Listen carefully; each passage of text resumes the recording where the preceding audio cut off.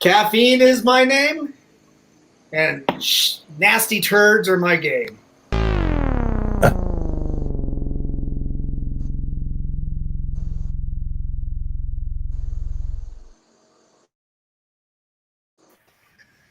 Holy cow, it's another COFOH Live Undead. I'm your host, Daniel Crosier, and I am here with Gerard Schott, Scott Bullock, and Tarena. We'll just call her Tarena tonight. Oh man, but first...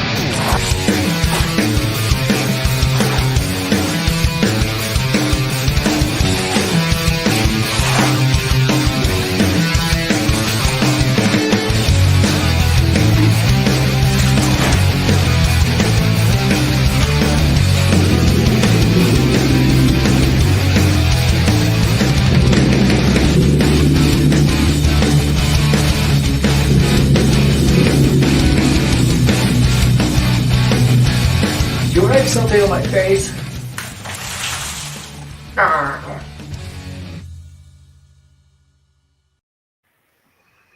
Holy cow, how are you guys doing? Daniel, I'm good, brother. Nice to see you. Good to see you. Looks like Tarena had to bow out for a second. Hopefully she'll be back on. But, Gerard, Scott, there you are. There she is. There's Tarena. How are you? She's having some internet problems, so she'll be... Hola. Oh, there you are. Hello. Hola. Muy bien. Wi-Fi is such a terrible, awesome thing, both at the same time, man. How are you guys doing dealing with all the pandemic stuff? Hello. Lord have mercy. Right? I'm over it. Yeah. Oh, jeez. But vaccinated. Let's get people vaccinated and let's get on with life. Yes, please. I hear you. Please. Yeah. Have you guys, signed on or scheduled anything or looked into that? No, I think there's. The last I looked, I think they're still doing like 70 and above. Salud. Okay. Unless you have some critical need, unless you're front line worker or whatever. Yeah, most definitely. Well, hopefully we can get that situated soon enough and get you guys back to making your horror movie. Yes. Man. Yeah, no kidding. Amazing. My son was vaccinated. Tarena, can you hear us? Yeah, he works in healthcare at this school. Oh yeah. Okay. I can hear you, yes. I think she's got a little bit of a delay. Yeah. It's okay. Oh man. So I think at the beginning of this, I saw that you guys were working on a new horror movie just before everything was shutting down. Scott? Can you tell us a little bit about that? Yeah. So he can tell you. Actually, we kind of started it. Well, Sean and I were looking for a project to do, and we were looking for something that could, be small and wouldn't require a ton of money or a ton of actors and stuff like that. And so we decided to actually revisit a project that we started 30 years ago. Oh, cool. Yeah. So and Sean's your brother, right? No, Gerard. Yes. Oh, Gerard. Okay. Yeah, Gerard. So we were in junior college together out of Sterling. We met each other back in the late 80s. Nice. And we started making this horror film. And so I don't know, we've been friends ever since. We never finished that movie. And so we decided, let's just kind of pick that movie up and use the same character, but now he's 30 years older. Oh, okay. And so that's kind of where it all started. Nice. Yeah. And then of course we got shut down by the pandemic. So either we're too lazy to finish it, that's worked to our benefit, though, I would say. It has. Just in terms of we've actually been able to really go back and fine-tune the script and really polish it. And we're spending extra time, doing pre-production and writing on it right now. I mean, so that we're doing something. Right. How did you get Tarena involved? Well, we were through Dennis Vincent, actually. Oh, cool. We know Dennis. Yeah, of course. Awesome. Rage of the Mummy. We were looking for an actress that was kind of open to anything in a way. Right. And Dennis was like, "Well, I have the person to introduce you to." So Tarena, I interviewed Tarena just one time, and cool. We talked once over the phone or whatever, and I was like, "Let's do it." Yeah. And so, she's a lot of fun, super talented. She and I were talking off camera about when she and I were able to hang out with Lloyd Kaufman and his wife Pat. I think I think by that time, Tarena, didn't you do? You had already shot like Rage of the Mummy, right? With Dennis. Yes. Nice. Yeah. Yeah. So you've been doing. Yes, you've he'd been already shot acting that by then. in some movies for a while, haven't you?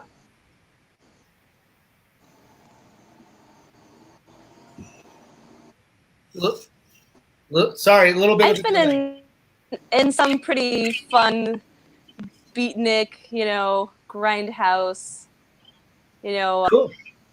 Can you guys give me a thumbs up if you can hear me? Yep, we can hear you. Yeah, I think it's just the delay. she's all the way down to Mexico while we're freezing our butts off. Okay. Yeah. Thank you. Well, yeah, it's pretty cold up here. Yes. So with your film project now, Gerard, you and Scott here, you guys have been working together since the 80s, right? So we other projects too. Well, what was that? On other projects too, not just this one, right? Well, yeah, we met in '87 by happenstance. We shared the same dorm floor. We were 2 doors down from each other in college.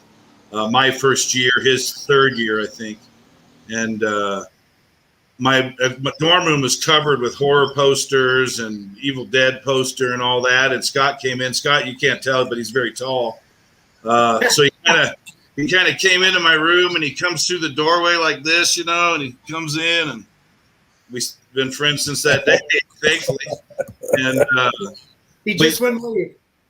so we kind of threw together a campus murder spree kind of thing and had some fun. And then he went on to other college and got a degree in film, and I went on and got a degree in art. And then now we have 30 minutes of this vintage amazing film to plug into something current and weave together. But over the years, I've been on set with him a few times for different projects he's been involved with, and Nice. we both still live in Denver. So That's cool. Yeah. Well, yeah. With all that, how do you put together a film production when it's like your friends and everything? Do you try to make it pretty collaborative and keep it pretty lively? Yeah, absolutely. I mean, I told because from your own experience, Daniel. I mean, not all of this is hard work. However you approach it. Right. Sean and I, I had told him early on, I was like, if we're going to do this, let's have fun. Let's just have fun. Yeah. And if it ever turns to the point where it's not fun, then let's just back out of it, because it's not worth testing friendships and all that weird stuff that sometimes can happen. when you're, when it's very low budget, and I mean, it's not like everybody's showing up and being paid and has a specific job to do or whatever, it's a passion project. Right. But I would add to that the people we've had as friends for so many years, it seems like everybody has a slightly different skill set. People that, I've known you for years, and the circle of friends that we share, and Scott has a slightly different circle of friends, and one guy does sound and another guy's interested in practical effects, another guy in digital effects. So it's like complementary cards are coming together to make a pretty solid team of people. Cool. So this is basically your X-Men. Yeah. Jack of all trades, master of none. I guess that makes Scott Professor X. Oh, yeah. I wonder who I get to be. Who do I get to be? I think. Hey, speak for yourself. What's that, Tarena? Nowhere. Speak for yourself. I think with this photo, I think you're the closest to Wolverine or maybe Sabretooth. Come on. You got to put a warning label up before you flash that. Come on, dude. Oh, no. Everything's a surprise now. Dun, dun, dun. That was my 6 months into COVID homestay look. Ooh, okay. It works into the film. Everything, it just folds into so many layers of time, and it's been a lot of fun. I don't know what that type of filmmaking's called, but having all these different decades to reflect back on and stir stuff up about, it's pretty cool. Yeah, it's some pretty layered Richard Linklater type shit, Yeah. Where you shoot like a little bit each year over the course of 20 years or something. Yeah. Right. There was some other filmmaker that just did that too. I can't remember who it was now. Something that they did it over a period of like 5 years. Yeah. But there was that one film that was done over a period of 20 or whatever. Right. Yeah, his movie, I think it was Boyhood, took place over like 16 years, I think. Yeah, that's it. Well, Scott videotaped my daughter's first birthday. Oh. And she'll be 25 here soon. So we have footage from we have all kinds of stuff, man. We do. Kinds of art shows and all kinds of cool stuff. Man, that's cool. And then, Tarena, you've got no shortage of projects too. I think you've modeled. Obviously, recently you were a Tromat, and you've been in a number of horror movies and some other projects, I think. So, can you speak to that?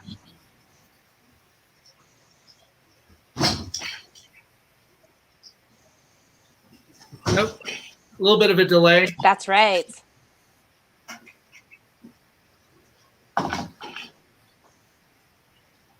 Nope.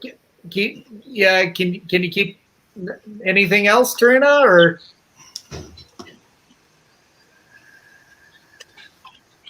At this point, I feel like I'm just a pretty face. Oh, no. I'm just a face. Oh, no, it's like obviously you worked with Dennis Vincent and stuff. Oh, these technology stuff, I tell you. It's a struggle. Our last go too. Yeah. Well, what was it? A couple months ago, Gerard, you and I did a live painting thing, and yes, and I think John wasn't able to hop on with us, and we, your signal kept cutting out. Yeah, it was pretty rough.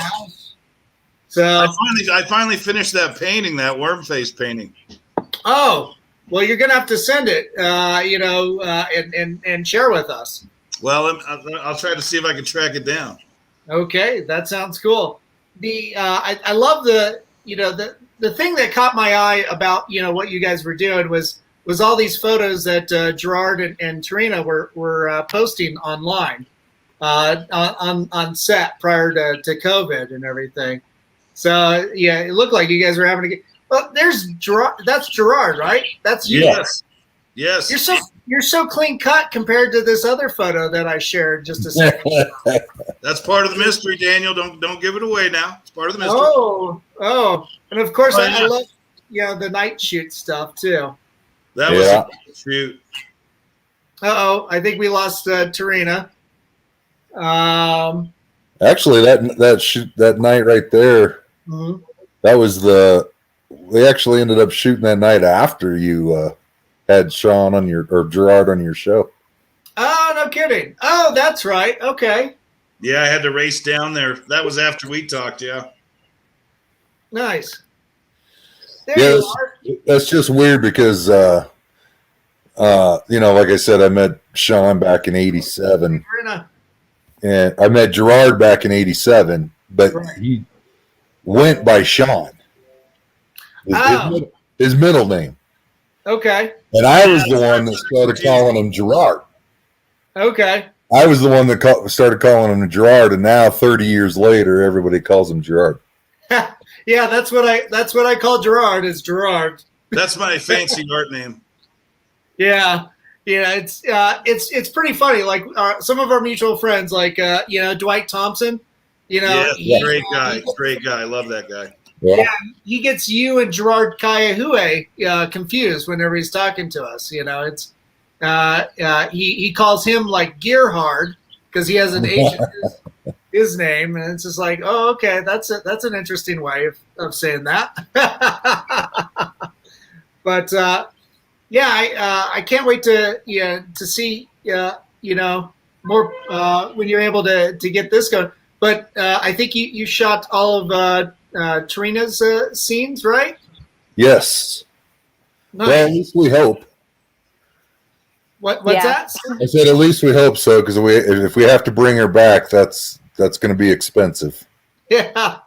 The Tarena, who's there with you? That's my favorite. That is Scott's wife. She was such a doll. Oh, cool. So it's really quite a family affair. She did so much work on this. I really have to congratulate her. Like, I really enjoyed her a lot. Like, she fed us, and it was very sweet. Very sweet. Oh, fantastic. Oh, I'll have to let her know that. Yeah. Oh, yeah. She was a doll. I really enjoyed her. And I'm actually like on my computer and on Wi-Fi, so I missed pretty much everything, but I'm here. So if you actually want to ask me a question, I'm on There you go. Yay. Sorry about that. No worries. So, going back to like the previous question, Tarena, you've I've known you to be in a couple like kind of guerrilla grindhouse type style films and stuff. But you were also an art model, and I think you were a dancer. And recently, I knew you also to be a Tromette with Lloyd and when Pat. Oh, that was such an honor. Yeah, it was such an honor, and it was you, Daniel, that had suggested me, and I was like, yes, again, somebody who's pretty much down for anything, and yeah, and for me, it's like such a culture that I love, and it's something that my brother and I would watch trauma films, and found a love for that, and through our adolescence and horror films, and I just love it. I love the nitty gritty, and and it's for, it's more than just a pretty face, but there's something about that too, about having that, like the trauma, having the, the thing that draws people, and having that that appeal, if you will. And I enjoy working with people, especially people who are creative. It doesn't have to be high budget. I like the creative parts. I've done a lot with John Hartman, his real groovy films. Yeah. He, I think. And I think he's like out traveling around the world right now. He lives in Bulgaria. Oh. Yeah. No kidding. Very interesting.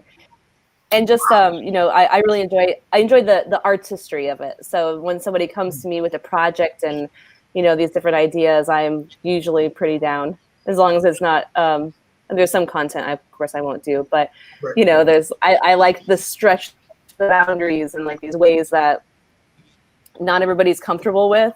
So but I like to be comfortable with the uncomfortable. And these guys are really fun to work with, and it was like being at home. It was really quite lovely.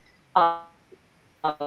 I mean, still you showed, but I could look behind the scenes and watch the lights up and the direction and the creativeness, and that was exciting for me. So I appreciate that you guys having me. Thanks. Thank you. Oh yeah, love having you aboard. We had a great time. Just make me look good, okay, Scott? Make me look good. Absolutely, it's not going to take a lot. Well, I've had you guys had is it Dennis Vincent? Is he DP on this? Yeah, he's been helping with camera, and he just he's very he just helps out with whatever we need. Cool. He's just that kind of guy. Yeah, I interviewed him, I think, last summer prior to the release of Rage of the Mummy on DVD, or Blu-ray, I should say. And, he's a pretty fun guy. We were talking about some of his earlier films and then a lot of his, painting background. But yeah. And then shortly after that, I saw that he was popping up on everybody's projects, from Gerard Schott to Mike Olafson's, Bullets from Beyond. Right. Working on that, and work on that. Yeah, it's absolutely wonderful to hear and see this tight knit community. It kind of unfold here in Denver. Right. Yeah. Yes. Hopefully we can really get back at it this summer or sometime. Because. Right. I miss the camaraderie and being able to get together with people and stuff, Yeah, that's a big part of why I do these, is to stay connected and to meet new people. Right. But kind of keeps me sane, except for the head that's growing on my back. Not sane at all. Yeah, I'd actually like to meet that Mike Olafson guy. I think. Oh, okay. In talking to Dennis about him, it just seems like we have a lot in common. He's an old school guy, likes to shoot on film. So do I. I can't afford to right now, but I love shooting on film. The stuff that Sean and I shot back in the 80s was all on film, obviously. Yeah. Nice. Do you still have, the works that you did back then? Do you have them available for people to see now? The stuff that we shot back in the 80s? Yeah. Well, that particular film's all going to be worked into this project. So, but we are going to cut together the short version of that and kind of include it as an extra. Oh, cool. That sounds awesome. It stands on its own, I think. For what it was. Yeah. Nice. Stands on its own? I said it stands on its own for what it was. Yeah, it does. I mean, it's a complete little film for what it was. Yeah. Right. Got A's on in college. So it's going to get a remaster and all that kind of stuff. It's time to dig all that stuff out. Commentary. And to that too, like right now, there's a whole connoisseur feel going out right now, along with like stuff from the 80s, obviously, but more specifically like VHS, some of that lower quality, low grade stuff. I've been seeing new films coming out that have replicated that feel, or actually was shot on VHS tapes and then digitally kind of beefed up to really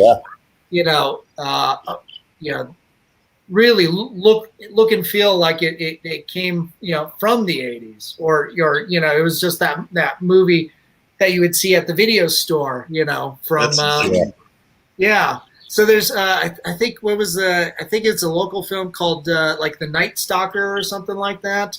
Yeah, I think that was. Yeah, I think that was shot on VHS, and then they added some filters, digitally to really enhance that grain, that VHS tape grain, right? Right. And the nice thing too is, when you think back on films like El Mariachi, which was shot on VHS, yep, brought up, onto film. I mean, it's really cool to see, when you have those limitations, how innovative you can really get. Yeah. Well, I think that goes to what Tarena was saying earlier. It's like when you don't have money to throw at every single problem, you got to use your imagination and your creative abilities to get out of pickles, And sometimes a switchblade. Yeah. Exactly. Yeah. Exactly. And a kind word. Oh, a kind word. And a You're very good looking. Stick. There's going to be a lot of different formats in this film as well. I mean, we're shooting everything, 4K, all the new stuff, but there's elements that are shot on VHS. There's elements that were shot on like high 8, super 8 millimeter, 16 millimeter. Yes. Nice. I don't know. So it's going to be kind of a, big multimedia kind of thing. Nice. That's fun. That's exciting. Yeah. That's actually. If it was a commercial thing, I wouldn't be interested. Well, and like to that extent too, you get that documentary feel to it, So there's all kinds of different things that you can go about it. Now, Scott, you might have mentioned a little bit earlier, what the film is actually about. Can you give us any type of recap as to what the story is? Well, in essence, it's the story now. It's not really the same as what it was 30 years ago. Right. But the story now is about a serial killer that's been on the loose for 30 years and what he has to do to continue to evade being captured and stuff like that. I kind of drew a lot of Sean or Gerard and I drew a lot of the inspiration from the Joseph D'Angelo case, the Golden State Killer out in California. Yeah. And how, he'd been pretty much terrorizing people through the 70s and into the 80s. And then he just dropped off the planet, right? And then, what was it, 2016 or something like that? He finally, DNA technology finally led to his capture. And so it was like this concept of, well, what's he been doing for all these years, So that's kind of like sort of the nuts and bolts, the underneath of the film, Yeah. Okay. But, I will say in our case, unfortunately not Joseph D'Angelo's case, but in our fictional world, Sean's Gerard, sorry. Gerard is killing people. So I don't think that'll it's a horror movie, so I don't think that'll come as a major shock to anyone. Big surprise. Right. Not a big surprise. Well, there's sort of a confluence of events that sort of start to collapse in around him. And so it's all about, what's he going to do? Fight or flight kind of thing. Okay. I might add that it seems like we kill a lot of people because there's just a lot of really cool things that are getting involved. So I'd expect a pretty high count on this very first film that we're doing. Nice. Yeah. Wow. So we're gonna have to, keep a counter going of all, all the bloody, carcasses. Right. I remember reading a interview with William Lustig one time, and when he was making the movie Maniac back in the late 70s or 1980, whatever it was, he was saying that the average horror film has an action sequence every 10 minutes, and that he was trying to increase the pace to an action sequence every 6 minutes. Okay. Sean and I are going to try to beat that pace. Yeah. Right. So the marathon just turned into a sprint, huh? Right. Yeah, full on, yeah. And people that love horror movies as much as Scott and I will see a lot of there'll be a lot of reference points in there at all kinds of levels. Yeah. For people to try. I guess they're Easter eggs now, right? They call them Easter eggs, I guess. There's so much material that we hash and rehash and take from this and that and more things that we remember together into something original. There'll be a lot for people to chew on in this. Nice. Yeah. Hey, Gerard, to that, like, what are your, influences and inspirations? What are your favorite horror movies? It always tends to be in Texas Chainsaw Massacre, the original one. Yeah. Yep. Mhm. And I watch that Mine regularly. too. I guess you'd say the standards, The Thing, Night of the Living Dead. Yes. Great films, and that are just, I watched them so many times growing up. So you just go back to those remembrances and to try to capture something even remotely that good. Right. Slasher films like Maniac, and I just watched Nightmare on Elm Street 2, Freddy's Revenge, which really gets panned by a lot of critics. Mhm. But it was actually a really good watch for anyone Yeah. that hasn't seen it since 88 when it came out, or 85 when it came out. Those kinds of things are what we want to stir into the film, is everything we remembered. Nice. We definitely wanted to have a retro vibe, Yeah. How about you, Scott? Oh, in terms of favorite horror movies? Yeah. Wow, man. That's a long list, but Can you see that shelf behind him over there? Just behind Scott? That's alphabetized horror movies, and that's 1/3. So he's That's very 1/3 of them. He's very, very yeah. I have a lot of horror films. I would say that there's not a ton of surprises like in my top 10 list. Mhm. It's not like there's going to be some stuff there that people have never heard of, but I'm a huge fan of George Romero. Yeah. Night of the Living Dead, Dawn of the Dead. That trilogy is amazing to me. Big fan of John Carpenter. Yeah. Anything John Carpenter did. Huge fan of David Cronenberg. Love David Cronenberg. The Fly. Oh, yeah. That is the single most movie that creeped me out as a child. My dad put that on, and the guy's ears coming off, and I'm like dry heaving.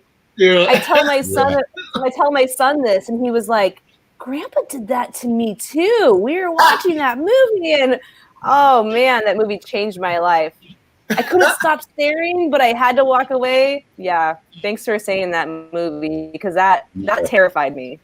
My daughter accidentally watched the Tim Curry version of It when she was about 4, and that might have bothered her a bit as she got older.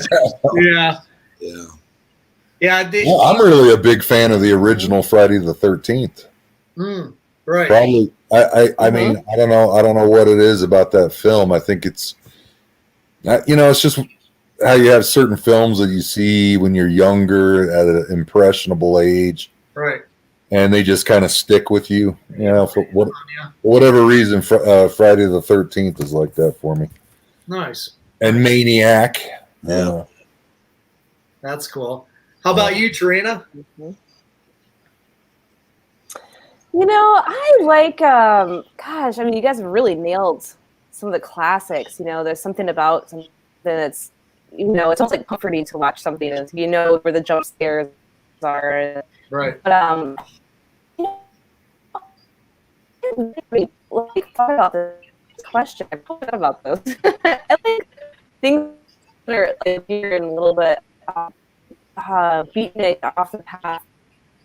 Like, I watched a couple of things recently that were more like psychological thrillers. Psychological thrillers? Like Mindhunter, the recent show. I really enjoyed that because it went into only history. Tarena, which one you were breaking up there? Oh, sure. When we get to her, Sorry. it starts to break up again. Yeah. I Now, know, which right? film is it, Yeah, Tarena? I'm so sorry. No, that's okay. What were you trying to say, Tarena? Oh, I was saying, like, in recent times, because you guys have nailed all these classics, I really like some of the more like psychological type things. Like in there's a recent show called Mindhunter. I liked how much they spent on Yeah. creating things from that era and what they were creating, and like the telephone ringing and these little nuances that you don't realize that in modern film. I don't want to read someone's fucking text message in a film. It turns me off. So, but some of the things that they went into within those psychological thriller, into the minds of these serial killers. Like I've realized, as I've watched more, I like those parts of it more than I like the of course I love the gore and I love things like that. But I recently watched a film that it made me sick. It made me sick to my stomach. I had to turn it off. What was that? It was called. Fuck! I should have done some more research. I think it was called Insustainable, and the director was really. Can you say it again? Inside. No, it was something like Insustainable, or the whole direction of it was this irreversible. Yeah, and it was like this. I know what you're talking about. Oh, God. That's a hard one to watch. That's a bad deal. To stop. Let me just say the end scene, like as the movie goes backwards. I had to stop. I couldn't even think about anything intimate for like a couple of days. I almost vomited. And I realized that, like, I understand like some parts of the filmmaker's ideas, but I'm like, I like gore. I could watch the guy's head being bashed in, but the end scenes, I was like, nope. So I'm more into the psychological, like what could actually happen, like something that's a little too realistic. So that's where I'm kind of. Midsummer. Say again? Midsommar. Mm-hmm. Yeah. Yes, absolutely. That's really my, or like I remember when it came out, the Babadook. Yeah. Because it's two people, and the dialogue is so much, and it's so close, and it, and it hits these things, and watching these actors go into these roles, or I'm like, well, that's very interesting to me. So as I'm kind of more seasoned, of course, I'm always going to love the trauma films, because I mean, who doesn't love tits and blood and fucking gore? But there was some Avenger.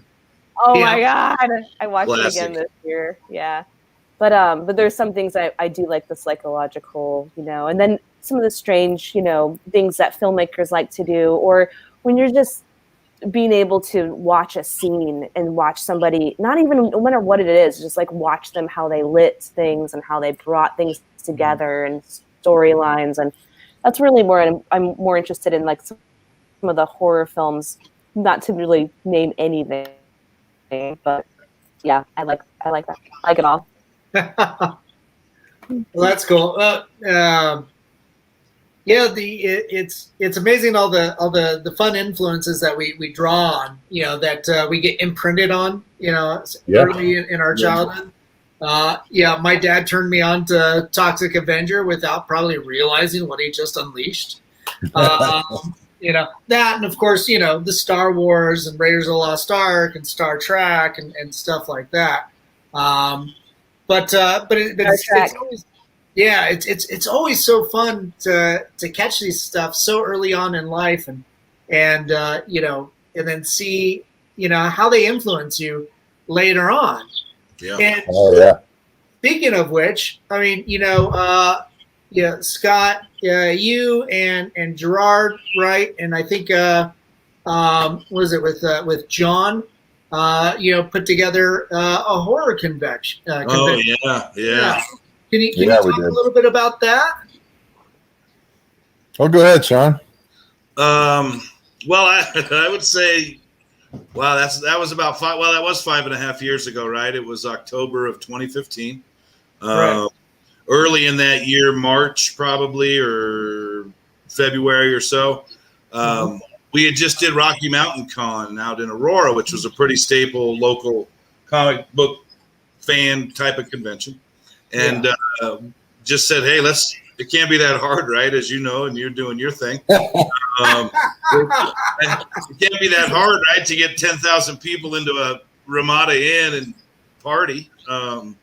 So over the course of that summer, we put together the Colorado Horror Con, and that took place in 2015 on Halloween weekend. We had 12, I guess, talent, you'd call them, from Camille Keaton, whom I got to eat breakfast with. It's a story that's not that clandestine, but we got to share a breakfast, her and I. We had Andrew Devoff and Lynn Lowry, and Debbie Rochon of Troma fame was here. And that's where we met Groovy for the first time, who we talked about a little bit ago, Groovy, who we lost this year and last year. Joe Bob Briggs was there. It was awesome. Cool. We got local artist Stan Yan did our T-shirt logo of the three of us, Scott and John Wilkins and myself. Cool. And it was an amazing experience, and one that I would like to revisit again sometime, because we learned a lot the first year, and I think we could improve upon it. I got to spend time with Basil Gogos. I have a tattoo of one of his drawings on my arm. Oh, sweet. Yeah. I actually got to lift him. He's a very small man. I got to lift him into my sister's Explorer, right? So that he was just this little tiny. He was like this little tiny man, and I just put him in the back seat of the car, buckled him up, made sure he had the little snack and everything, and then they went down to the Clifford Steele Museum because he was an amazing, not just a painter of horror stuff, but a very amazing, traditionally amazing artist, right? So he wanted to see Clifford Steele's abstract museum downtown Denver, which is amazing. So all those experiences over that weekend, and got to know my brother Scott and my brother John a little bit better, and a lifetime of memories. So that have helped us on this film project. There's communication avenues to get a hold of people that you have seen in films or read their books. And now, because of everybody's communication abilities, you can reach out to Robert Mookes. I got to watch House of a Thousand Corpses with Robert Mookes. It was just by happenstance. It was just he and I in the theater, just him and I. That's cool. So yeah, we did that, and pretty intimate. Unbelievable. That's fun. My take on it. Scott's take on it's probably a different angle, but similar, I hope. It was fun. It's like I was telling you earlier, Daniel. I think the only thing that we kind of, if we could do it over and do it different again, and we would have built our business plan on more of a 3 to 5 year model, as opposed to, hey, let's just try it once and see what happens. We should have really built for the future.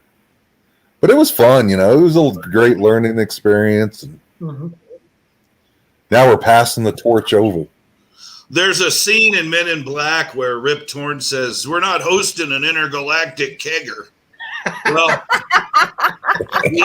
we actually hosted an intergalactic kegger. That's actually that's what we did, I think.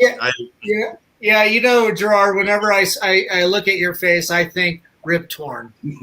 I can see that. Too, huh? Thank you. You're just a much taller version of a Rip Torn, and you're very happy and accommodating to help small people into vehicles. So that's he just picked me right up, man. It was like he was just this little guy. Here's Basil Gogos. Go have a good time. Bye. Amazing. Man, I love that visual. I think that's fucking hilarious. It's amazing. My God. It was amazing. I had to sell off a kidney to pay for all the damage we did, but it was worth doing that just to lift his little tiny. It was like, did you ever see Magic with Anthony Hopkins? He was like my little. I just put him in there, and so nice.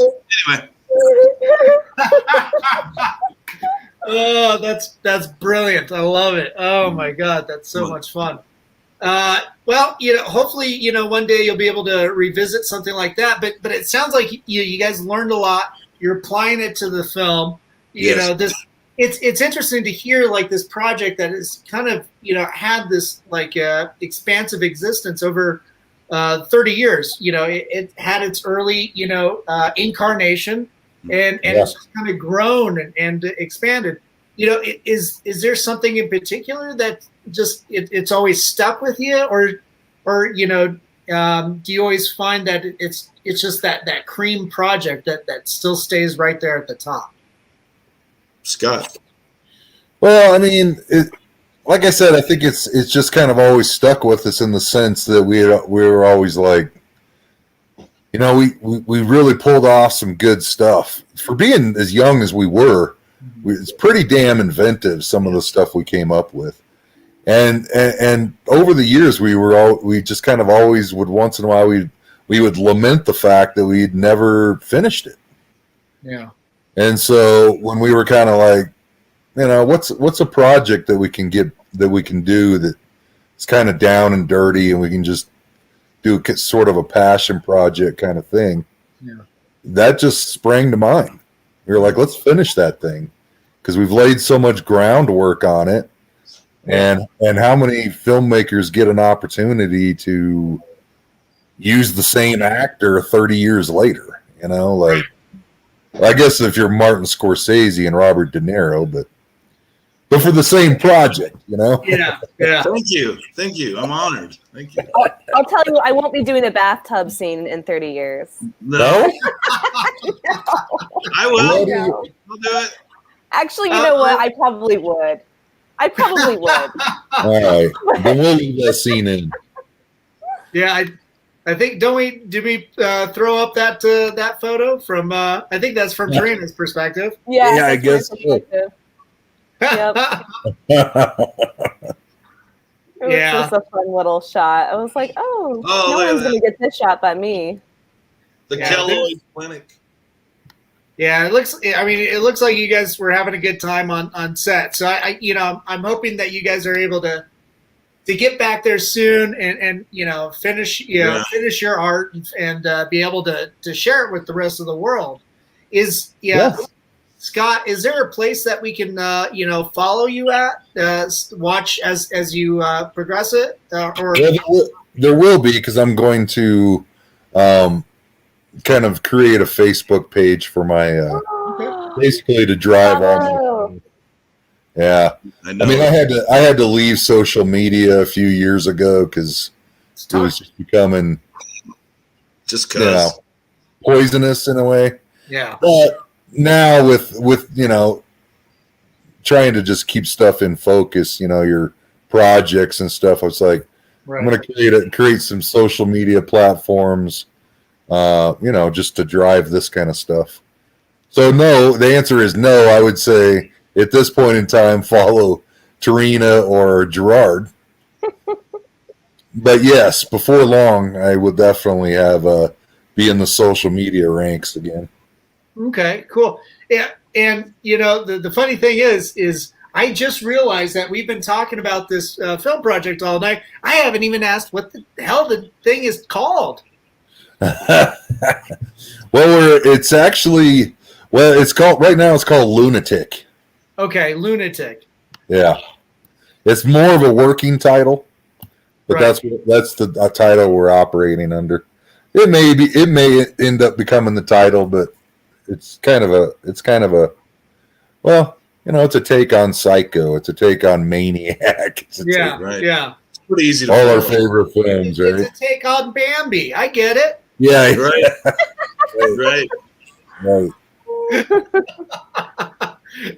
Oh no, they shot my mom. It was you, Bambi. You did it. It was you all along. And it turns out Tarena was Bambi the whole time. Yes. Tarena was the killer. You fucked with my childhood. It's crazy when you realize how twisted those Walt Disney films actually are. I know, aren't they? They're very twisted. Very twisted. Yeah. Yeah, well, all the fun subliminal stuff that you see in the background animation and everything. Yeah, exactly. Oh, Yeah, hopefully we'll see something like that in Lunatic, right? Not in the background, right out in the foreground. yeah. There's no subtext. Yeah, it's like getting hit with a wet salmon sandwich. It's just flat right there. Oh, I think it's going to turn out to be a little bit wilder than people think. But at the same time, we did try to combine a lot of different things. And yes, while it does have a bunch of gore, there's going to be, I think there's going to be some honest to God good suspense in it as well. cool. Like even Tarena's sequence. Yes. Yeah. I think Tarena's sequence will be very suspenseful. Fantastic. That's Shape cool. it up to be so, yes. Yeah. I'm excited. Yeah, I can't wait to see it, to screen it. When you guys are finally able to get back to it, let us know. So hopefully we can, reconnect over it. Absolutely, man. Maybe you can come out on set sometime when it's not so COVID-y and Right. Yeah. do Right, some, most definitely. Well, do I'll some wear live my live. mask anyway, because Sure. I like looking like a superhero or a stalker. Right. Right. I just asked them for extra money at 7-Eleven and they put it right in the bag. It's weird like that. It's like, the customer service is immaculate. It is crazy. Very, very different from where I'm at right now. We live in. Yeah. Yeah, don't do that. Yeah, Oh, we'd love to have you guys out. Bring Polisky out with you. yeah, most definitely. Yeah, he'd love to. And it'd be nice to be able to reconnect on sets and on cool projects and see what you guys are doing, see what Dennis is doing and Mike Olofsson too. I mean, there's no, it seems like there's just all these amazing endless projects happening in Denver. Even with this pandemic interruption right now, there's so many cool things to look forward to and to get back to. So can't wait. Tarena, are you going to be through Colorado anytime soon? Oh, I imagine I'll be back when there's not snow on the ground. Yeah, well, there's that. Yeah, Working on my Yeah, tan. I wish I could be allergic to snow. Right. Yeah.